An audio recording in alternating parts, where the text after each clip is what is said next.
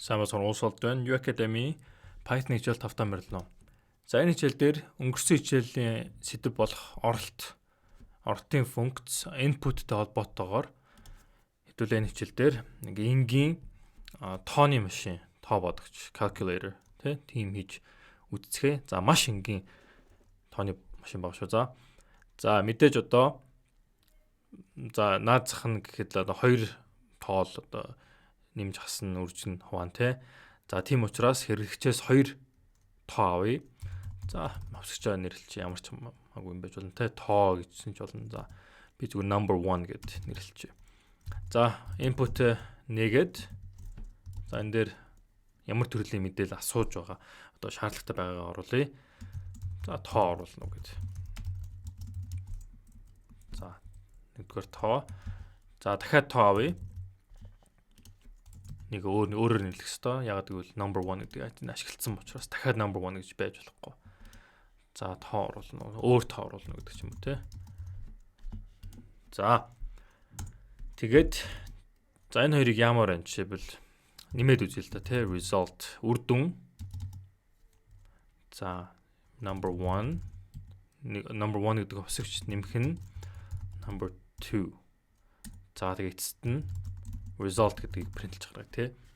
За тэгэхээр энэ дээр ямар юм гарна гэж бодож байна. За нэг тоо авлаа тий. Тэгээд нэмээд нийлбэрийг нь принтлж гаргана.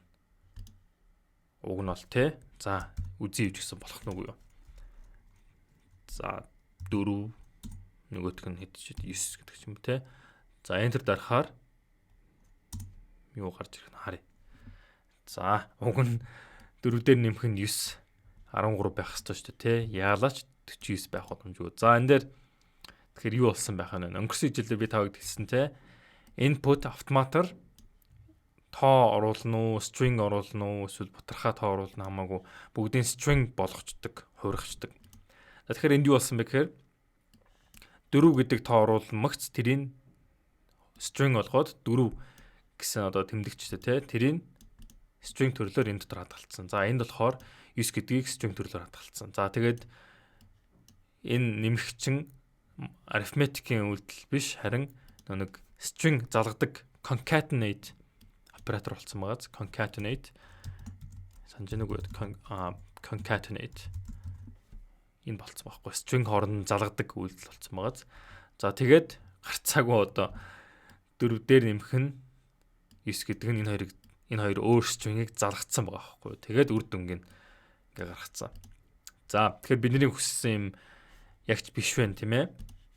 Бид нар чинь тоон үйлдэл хиймээр байгаа шүү дээ нэмэх гэдгээрээ. За тийм учраас за энийг арилгачих. String төрлөөр нэмэхгүй харин тоон төрлөөр нэмэх хэрэгтэй байгаа шүү дээ. За бүр эхний хичээл дээр эсвэл нэг хувьсагч орох хичээл дээр би тавд хэлжсэн те.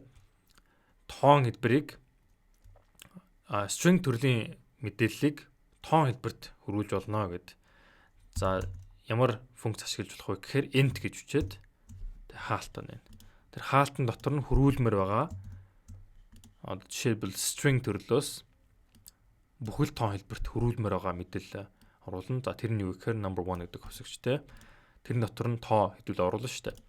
За int гэдэг нь integer гэд англи үгний товшил байгаа. Бүхэл тоо гэсэн үг. За number 2 гэдэг нь ч гэсэн хөрвүүлэх хэрэгтэй байгаа тийм ээ. За одоо харин дахиад ажиглаад үзье. За дахиад 4 тэгээд 9 гэдгээ. За одоо жинхнээсээ 13 гарч ич тийм ээ. Тоо оруулна гэдэг дээр асуугаад би 4-гээ оруулмагц string олгоод number 1 дотор хадгалсан тийм ээ. За тэгэхээр ядаж энэ эхний мөр гүйцэтгэхэд string төрлөөр орсон байх нь шүү дээ. За тэгээ энэ ч гэсэн юм адил 9 гэдэг тоо string төрлөөр number 2-т хадгалах байна. За харин энэ 3 дугаар мөрөн дээр харин жинхэнэ одоо хувиралт нь явж байгаа. За хамгийн сүүлд энэ assignment operator ажиллаж штэ тий. За тэрнээс өмнө эднэр ажиллах хэрэгтэй байгаа. За нэгдүгээрт number 1 гэдэг дотор байгаа 4 гэдэг string-ийг одоо энэ бүхэл тоо болгож хувиргана. За тэгэхээр энэ дээр бүхэл тоо болчлоо. Эсвэл одоо жигнэсээ 4 болчлоо гэсэн үгтэй 4-ийн тоо. Энэ дээр болохоор жигнэсээ 9 гэдэг тэмдэгт одоо string байж байгаад тоо болж гарч ирнэ. За одоо жигнэсээ харин 4 гэдэг тоо дээр нэмэх нь 9 гэдэг тоо. За тэгээд нийлбэр одоо нэмэлтийн үйлдэлийг хийчээд тэгээд үр дүнгийн энэ result гэдэг дотор хадгална.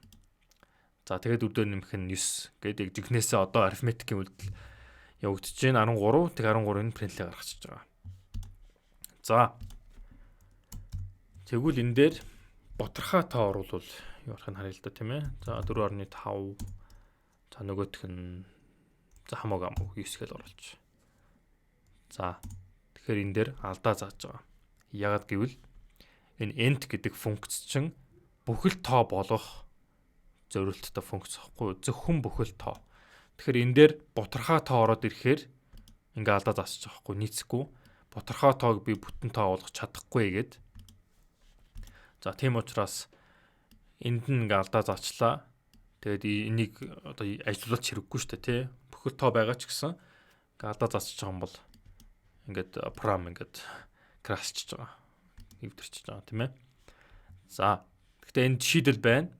Ямар шийдэл вэ гэхээр int гэдэгтэй адилхан мөн хэдүүлээ өмнө нэг stringтэй ажиллахад str гэдэг функц ашиглаж байсан шүү дээ тий. Ямар ч хамаагүй мэдээллийг string төрөл хувиргах. За ерөнхийдөө бол нэг одоо английн функцүүд л яваад байгаа. Хувиргах зорилттой. За тэгэхээр энэ дээр боторхой тоонд тэр float гэдэг функц ашиглаж болно. Float. За float гэдэг нь угаасаа энэ промптлын хилд ашиглагддаг боторхой тоог нэрлэж байгаа ерөнхийдөө нэршил юм байна. За float. Тэгэхээр одоо энгийн энэ тооны машин дээрээ дандаа одоо бүхэл тоотой ажиллаад байхгүй л лавтаал бах тий. Тийм учраас нэмсэн бүх талын одоо хараад float гэж ашиглаж. За энэ дээр тэгэхээр бүхэл тооч оруулж болно. За 13. За яг хоо энэ боторхойгоор гаргаад ирж штэ тий. Яг хоо бүхэл тооч гэсэн тэгээд цэг гэдэг чинь одоо боторхой хэлбэрээр гаргачихж байгаа юм бүхэл тоог. За харин нөгөө талаас нь боторхой тоо оруулаад үзье. 4.5 нэмэх нь 9. За энэ дээр 13.5 гарч ирэх ёстой тийм ээ. За ингээ алдаа заахгүй одоо ингээд зөөрэ гараад ирж байгаа. За тэгэхээр та бүгд юу гэж бодож байна? Float ашигласан дээр байна уу? Int гэсэн функц ашигласан дээр байна уу? Ямар ч тоо оруулж магадгүй юм чинь float нь баг илүү түгээмэл ашиглахдахаар бааз. Гэхдээ та бүгд өөрсдөө шийдэх хэрэгтэй шүү дээ. Хэрэглэгчээс та заавал бүхэл тоо авах уу гэдгээ. Тийм. За яг хөө тэндээ энэ асуултан дээр асуудаг ч юм уу бүхэл тоо оруулж өгөөрэй гэх тийм. Тухайн нөхцөл байдлаас шалтгаална. Одоо таны програм зөвхөн бүхэл тоотой ажилдаг, бүхэл тоотой харилцдаг бол энэ дээр int гэхэд оруулж болно. За тэгээд алдаа малдаа заах тохиолдол үйл хэрэглэгч ямар ч юм үйлдэл гаргаж магадгүй шүү дээ тий. Бүхэл тоо оруулах ёстой юм дээр боторхой оруулцдаг. За тэгээд тэр алдаа заана. Гэхдээ тэр алдааг барьж аваад эргүүлээд хэрэглэгчд хөө юм буруу байна гэд хэлцдэг. Тэр бүхнийг ерөнхийдөө хэдүүлээ цаашдаа угаасаа сурах юм байгаа. Error checking энэ гэдэг. За гэхдээ бас нөгөө талд нь float гэдэг бас юм боломж байгаа. Float. За тэгээ энэ хичээл дээр хэдүүлээ энгийн тооны машин хийж сурлаа. Тэгээд гол нь ялангуяа энэ input-тэйгээ хэрхэн бас ажиллаж улам илүү ажил сурахыг сурлаа шүү дээ тийм ээ. За энэ дээр хасах үйлдэл бас хийж болно. Мэдээж математикийн бүх үйлдэлүүдийг хийж болно. Үржих, вах гэх мэт тэгээ мод тий хувийн тэмдэг ашигладаг шүү дээ. За тэгээ энгийн одоо энэ математик үйлдэлүүд хэрэглэж болно. За тэгээ хэдүүлээ цаашдаа тооны энэ дээрээ улам илүү өргөжүүлээд арай илүү боловсронгуй дэлгэрэнгүй тооны машин хэдүүлээ харцгаана. За гэхдээ энэ хичээл таавагддаг болно. Ойлгомжтой байсан байх гэж найдаж байна. Ойлгомжтой байсан биз дээ тий. За ойлгомжгүй байсан бол тэгээд бичсэн манайх руу бичээрэй эсвэл яадаг ч юм байгаа. Гэтэ бүх юм ойлгомжтой байсан байх гэж найдаж байна. За тэгээд та бүгд амжилт хүсье. Дараагийн хичээлээр уулзцгаая.